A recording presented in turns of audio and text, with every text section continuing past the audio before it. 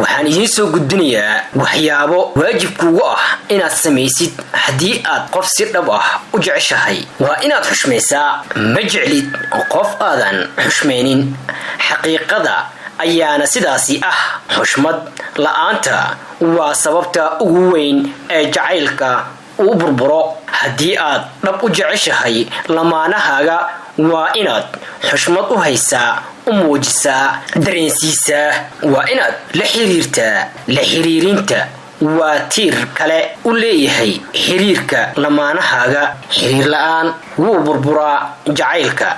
iyo xiriirka lamaanaha waa inaad la xiriirtaa lamaantaada, midba kan kale ka dhagaysto oo dareen ha siiyo baahidiisa. waa inay ka go'naataa.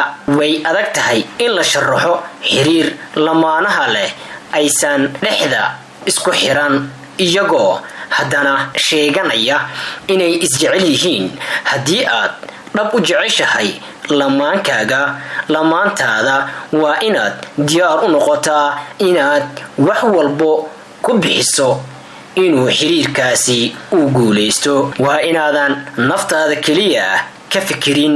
in naftaada bes aad ka fikirto waa dabeecad kale oo loo baahan yahay inaad iska tuurto marka aad jacayl u qaadid. marka aadan naftaada keliya ka fikirin waxaad noqonaysaa mid sidoo kale ka fikira lamaantiisa ama lamaankeeda. waa in jacaylkaas aad muujisaa maalin kasta, saacad walba, ilbiriqsi walba iyo weliba sakin walba. jacayl ma ahan ilaa laga muujiyo oo la soo bandhiga.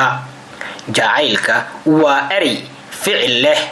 qofna si dhab ah uma jeclaan kartid adigoo aanan muujin.